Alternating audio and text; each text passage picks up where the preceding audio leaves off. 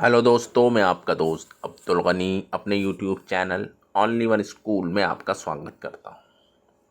आज हम जिस टॉपिक के ऊपर डिस्कस करेंगे उसको कहते हैं जी बाई बैक, यानी कि एक ऐसा मैकेनिज़्म जिसके ज़रिए से कंपनी या कोई भी ऑनर या क्रिएटर या कोई शेयर मार्केट के अंदर ये मैकेनिज़्म ज़्यादा हमको देखने को मिलता है। इसके पीछे लॉजिक यही होता है कि जब कंपनी को लगता है कि उनका जो टोकन है या कॉइन्स है या जो शेयर मार्केट के अंदर शेयर है उसकी वैल्यू कम हो रही है, यानी कि गिर रही है, अंडर वैल्यूड हो रहा है, यानी कि उनको लगता है कि इसकी जो सही वैल्यू है वो है जी 1 रुपया, पर मार्केट के अंदर क्या है जी वो 25 पैसे में बिक रहा है, 50 पैसे में बिक रहा है, यानी कि उसकी वैल्यू जो कंपनी ने चाहा था उसके हिसाब से नीचे जा रही है। तो उस वैल्यू को दोबारा उस लेवल पर लाने के लिए क्या करती हैं कंपनीज या कोई भी टोकन्स होल्डर क्रिप्टो करेंसी के अंदर क्या होता है, एक तो मैकेनिज्म यूज़ होता है जी बर्निंग का। ठीक है, यानी कि टोटल सप्लाई डिसाइडेड है हमारी, जैसे हमको पता है कि लवली इनू की जो टोटल सप्लाई थी स्टार्टिंग में 100 ट्रिलियंस।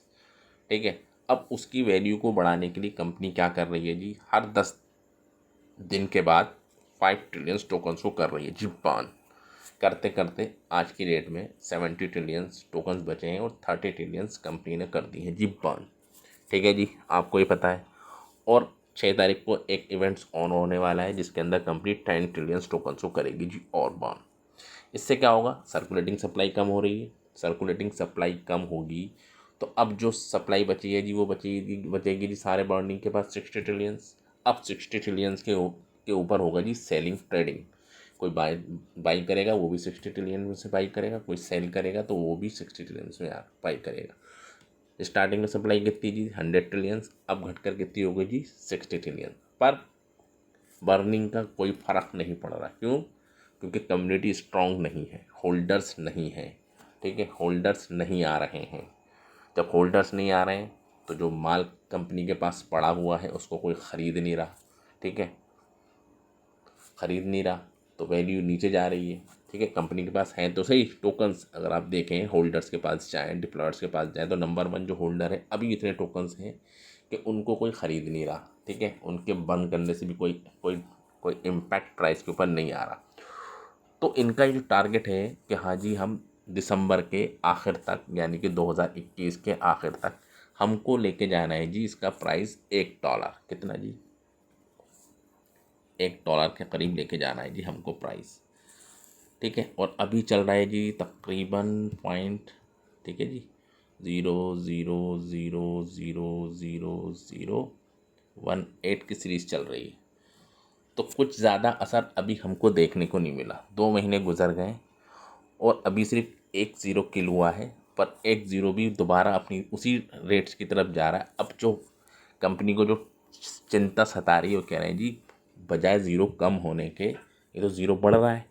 ठीक है, अब कुछ टाइम के बाद क्या होगा, जैसे जिस तरीके से अभी पैनिक क्रिएट हुआ है मार्केट के अंदर, ठीक है, तो उसके बाद क्या होगा जी, एक ज़ीरो तो और बढ़ जाएगा हमारा फिर तो इसके हिसाब से। तो जैसे अभी क्या है, 1 0 2 3 4 5 6 7 1, ये तो उसी रेट पे आ जाएगा जहाँ से कंपनी ने स्टार्टिंग की। तो क्या फ़ायदा हुआ इतने दिन का होल्ड करने का हमें?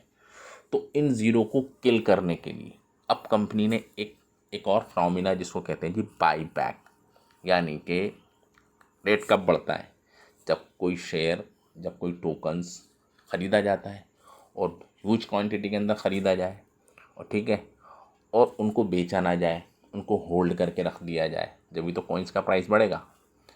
अब क्या हो रहा है कि प्राइस तो नीचे जा रहा है क्योंकि सेलिंग का प्रेशर ज़्यादा है, बाई कोई कर नहीं रहा। अब इन प्राइस को स्टेबल करने के लिए, यानी कि प्राइस को ऊपर करने के लिए कंपनी खुद अपने टोकन्स को एज ए इन्वेस्टर और एज ए यूज़र खुद जाएगी एक्सचेंजेस के ऊपर।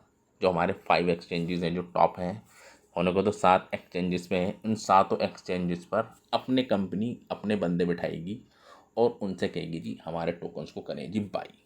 कंपनी खुद बाई करेगी या कंपनी का जो भी हो एक बंदा जिनको वो नॉमिनेट करेगी मार्केट से, उन टोकन्स को करेगी जी खुद बाई एज ए यूज़र। हमको क्या पता, हमको तो लगेगा जी प्राइस ऊपर जा रहा है, क्योंकि क्वांटिटी के अंदर बाय होंगे बल्क। अब वो डिपेंड कर सकता है एक ही बारी में सारे टोकन खरीदने पर, कंपनी ऐसा नहीं करती। उससे क्या होता है, लोगों को पता चल जाता है जी बर्न ये जो है ना कुछ ऐसा मैनिपुलेटिंग चल रही है, तो कंपनी क्या करेगी, थोड़े थोड़े करके अपने शेयर्स को खुद बाई करेगी और उनको उस सर्कुलेटिंग सप्लाई में से निकालेगी और उनकी सर्कुलेटिंग सप्लाई को करेगी जी और कम।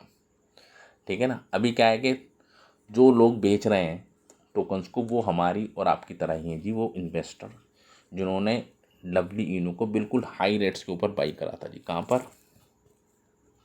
पता है ना आपको, ये 0.000088 जो हमारा हाई बना था, यहाँ पर बहुत से लोगों ने क्या करा था इसको जी बाई। ठीक, अब उनको तो फ़ायदा नज़र नहीं आ रहा, वो क्या कर रहे हैं, अपने टोकन्स को सेल कर रहे हैं डेली बेसिस पे। फॉर एग्जांपल किसी ने 200 करोड़ टोकन्स खरीदे, अब उसको लगा कि नुकसान हो रहा है, उन्होंने अपने 10 करोड़ टोकन्स को बेच दिए।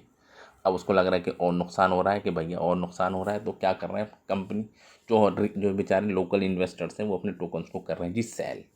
उस सेलिंग को कम करने के लिए, उसको न्यूट्रलाइज करने के लिए, यानी कि आप बेचेंगे तो हम खरीदेंगे, आप बेचेंगे तो हम खरीदेंगे, तो कंपनी खुद उन्हीं टोकन्स को बाई करेगी जो सेलर्स करने चाहते हैं जी सेल आउट। इससे क्या होगा, जब सेलर्स को लगेगा कि हाँ जी प्राइस तो जा रहा है जी ऊपर, अब हम क्यों बेचें, तो अब रिवर्स के अंदर कहानी चलेगी सॉरी। अब क्या होगा, लोग उसको करेंगे जी बाईबैक। कंपनी के बाईबैक के साथ खुद जो रियल इन्वेस्टर्स मार्केट्स के अंदर आएंगे वो भी उन टोकन्स को करने लगेंगे जी बाई। जो वैल्यू अभी अंडर वैल्यूड हो रही थी, अब वो वैल्यू एक स्टेबिलिटी की तरफ जाएगी, तो एक पॉइंट पे जाके स्टेबल हो जाएगी। और कंपनी डिसाइड कर लेगी फॉर एग्जांपल हमको टोकन्स को जब तक बाईबैक करना है जब तक इसके 3 जीरो किल ना हो जाए और प्राइस हो जाएगी इतना। ठीक है जी। तो इससे कितना फ़ायदा होगा उन लोगों को जिन्होंने होल्ड करके रखा है, तो इम्पैक्ट इनडायरेक्टली उन बंदों को मिलेगा जो अपने टोकन्स को सेल नहीं करेंगे, होल्ड करके रखेंगे। बाकी एक र्यूमर्स और चल गया है सर, अभी कह रहे हैं जी वो इंस्टाग्राम के ऊपर कि सर वो क्या होगा जी, हमारे टोकन्स जो ना खुद ब खुद बर्न हो जाएंगे जी। अगर हमारे पास 100 बिलियंस के करीब टोकन्स हैं तो उनकी वैल्यू रह जाएगी जी, टोकन्स की जो क्वांटिटी है वो रह जाएगी जी 1, यानी कि कह सकते हैं कि हमारे 99 मिलियंस टोकन जो है ना कंपनी ले जाएगी हमारे पास से। ऐसा नहीं है, कंपनी ऑफ़र देगी एक्सचेंज पे जाके, हाँ जी हम बैठना चाहते हैं तो बेचें, और कंपनी अपने टोकन्स को खुद बाई करेगी और ऑनरशिप उन बंदों से हट के एक पर्टिकुलर बंदों के पास आ जाएगी जो कंपनी ने असाइन किए होंगे, नॉमिनेट किए होंगे। तो आई थिंक आपको समझ में आ गया जी बाईबैक एक्चुअल में होता क्या है और उसके पीछे क्या लॉजिक होता है। ये जब ही होता है जब कंपनी को लगता है कि उनका जो टोकन जो लेकर आए थे वो जा रहा है जी अंडर वैल्यू, उसकी कोई वैल्यू नहीं रही, तो कंपनी उन टोकन्स को बर्न करेगी। ठीक है, जो खरीदती है, जो खरीदेगी मार्केट से, उनको या तो बर्न कर देगी या किसी एक ऐसे एड्रेस पे रख देगी जिनको कर लेगी जी वो होल्ड, और उनको बेचेगी ही नहीं। समझे। तो इसी के पीछे चलता है जी बाईबैक का। अब ये बाईबैक एक्चुअल में किस तरीके से होगा, क्या कंपनी की प्लानिंग होगी, ये कंपनी का इंटरनल डिसीजन है। जब वो मंजर आम पर आएगा, जब हमको पता चलेगा कि एक्चुअल में क्या मैकेनिज्म यूज़ होगा जी बाईबैक के ऊपर, वो तो कंपनी करेगी जी डिसाइड। उसके ऊपर अभी हम कोई कमेंट्स नहीं कर सकते। ठीक है जी। तो thank you very much for this video. जय हिंद।